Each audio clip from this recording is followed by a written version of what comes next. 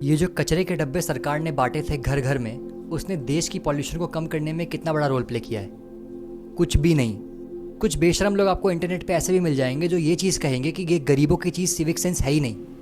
गरीब आदमी 2 टाइम की रोटी कमाने के बारे में सोचेगा या देश के लिए फिर सिविक सेंस फॉलो करने के बारे में सोचेगा? ये सिविक सेंस और कुछ नहीं बल्कि अमीर लोग जो एक फैशन फॉलो करते हैं, ये वही है।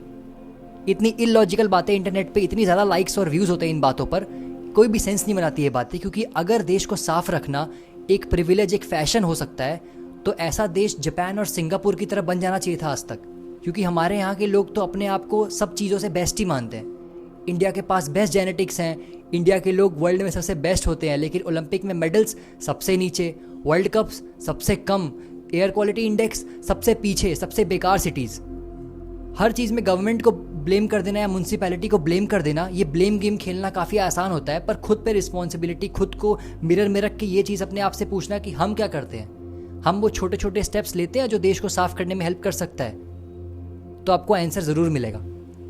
गवर्नमेंट हमें प्रॉपर इंफ्रास्ट्रक्चर बना के देती है, proper airport, railway station, platforms बढ़िया बढ़िया बना के देती है, और हम क्या करते हैं? पान खाते हैं और वहाँ पे जाके थूक देते हैं।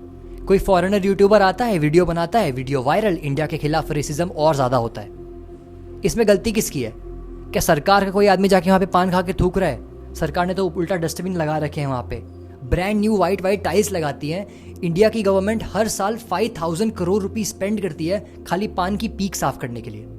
सोचिए, इसरो का बजट 15,000 करोड़ है और उसका 1/3 बजट हम खाली उस चीज़ पे स्पेंड करते हैं जिस चीज़ को लेकर बजट कभी स्पेंड होना ही नहीं चाहिए था, पैसा कभी लगना ही नहीं चाहिए था।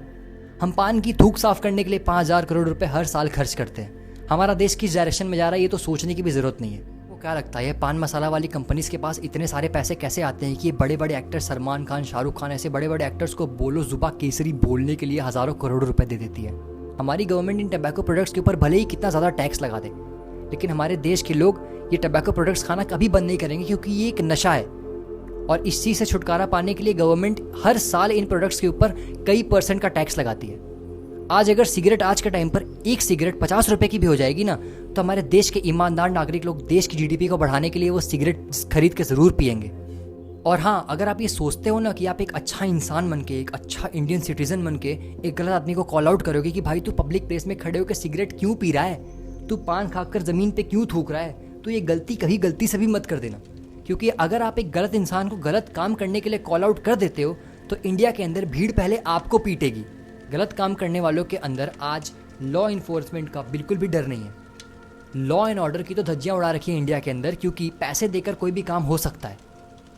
तो जब इतने बड़े बड़े रेप के केस, मर्डर के केस पैसे दे के लोग बच जाते हैं, एक्सीडेंट कर दिया, पैसे दिए, बच गए। पुणे में एक्सीडेंट हुआ था, एक अमीर बाप का लड़का था, ऐसे लिख दिया, छोड़ दिया उसको। इतने बड़े बड़े प्रॉब्लम सॉल्व नहीं हो पा रहे, तो ये पॉल्यूशन तो काफ़ी छोटी चीज़ है। अगर आपको लगता है कि मैं खाली बीजेपी की गलतियाँ गिना रहा हूँ, मैं ब्लेम गेम खेल रहा हूँ, तो मैं आपको कांग्रेस की भी गलती गिना देता हूँ ताकि आपको ऐसा ना लगे कि मैं बायस्ड हूँ। कर्नाटक की जो कांग्रेस की गवर्नमेंट है, उसको टास्क दिया गया था कि आपको सड़कों को साफ करने के लिए 50 से 60 स्वीपिंग ट्रक, साफ सफाई करने वाले ट्रक्स खरीदने हैं। अब कांग्रेस जो गवर्नमेंट है कर्नाटक की, उसने क्या किया कि वो ट्रक्स खरीदने की जगह, जिनका बजट 50-60 करोड़ के आसपास आता, वो ट्रक्स खरीदने की जगह उसने एक कंपनी को कॉन्ट्रैक्ट दे दिया 563 करोड़ का। मतलब कहाँ 50-60 करोड़ में कोई काम हो रहा था और कहाँ आप उसी सेम काम के लिए 563 करोड़ रुपीस खर्च कर रहे हो। बीजेपी तो इसे सीधा सीधा स्कैम बोल रही है, पर कोई भी पर्सन अपनी लॉजिकल सेंस में ये बात सोचेगा तो उससे सही सही पता चलेगा कि ये 500 करोड़ रुपए कहाँ जा रहे हैं, सरकार की जेब में। करप्शन करने में अगर आपको लगता है कि बीजेपी 2 हाथ आगे है कांग्रेस से, तो ये कभी भी मत सोचना। दोनों एक ही सिक्के के 2 पहलू हैं, और अगर दोनों पार्टीज एक ही सिक्के के 2 पहलू हैं, तो कांग्रेस ही खाली स्कैम नहीं करती, बीजेपी ने भी बहुत स्कैम करा था। जब स्वच्छ भारत मिशन लॉन्च हुआ था, उसके दौरान टॉयलेट्स को बनाने में, डस्टबिन्स बांटने में हज़ारों करोड़ों का स्कैम हुआ था, जिसपे बहुत सारी FIRs भी फाइल हुई। लेकिन आप जानते हो कि आज के टाइम पर गवर्नमेंट कैसे कंट्रोल करती है इन सिविल सर्विसेज की बॉडीज़ को, इसलिए कोई केस वेस नहीं होता। इतनी प्रॉब्लम डिस्कस कर ही लिए तो थोड़े सॉल्यूशंस भी डिस्कस कर लेते हैं। सॉल्यूशन क्या है? इसका सिर्फ एक ही सॉल्यूशन है, एजुकेशन, पब्लिक अवेयरनेस। एजुकेशन से इंसान दुनिया की किसी भी प्रॉब्लम को सॉल्व कर सकता है। हम आज लकड़ी के टूल से आज हम रॉकेट और स्पेसशिप्स बना रहे हैं, तो क्या हम इस पॉल्यूशन जैसी छोटी सी प्रॉब्लम को सॉल्व नहीं कर सकते? कर सकते हैं, और चाइना ने ये करके दिखाया, सिंगापुर ने ये करके दिखाया है। हमें लोगों से सीखना चाहिए, ना कि उन्हें क्रिटिसाइज करना चाहिए। चाइना के प्रोडक्ट के बारे में हम ये कहते थे कि चले तो शाम तक नहीं तो रात तक, लेकिन आज देखो चाइना एआई इनोवेशन में वर्ल्ड में सबसे आगे है। और आपने गलगोटिया में एआई इनोवेशन देखा ही होगा कि कैसे चाइनीज़ रोबोट डॉग को उठाकर इंडिया का ब्रांड टैग लगाकर उसे बोल दिया था कि इंडिया ने इनोवेट किया है। मतलब चाइना का खरीदा हुआ एआई बॉट, एआई डॉग, उसको इंडिया का कंपनी का लेबल मार दिया उसके ऊपर और ये बोल दिया कि ये इंडिया ने बना रखा है। मतलब हद है। चाइना जब अपने डेवलपिंग फेज के अंदर था तो उसका भी AQI 500-600 के आसपास था, पर चाइना ने उस प्रॉब्लम को सॉल्व किया कि नहीं किया। आज चाइना के अंदर 30 से 40 के आसपास AQI है, तो इंडिया भी कर सकता है।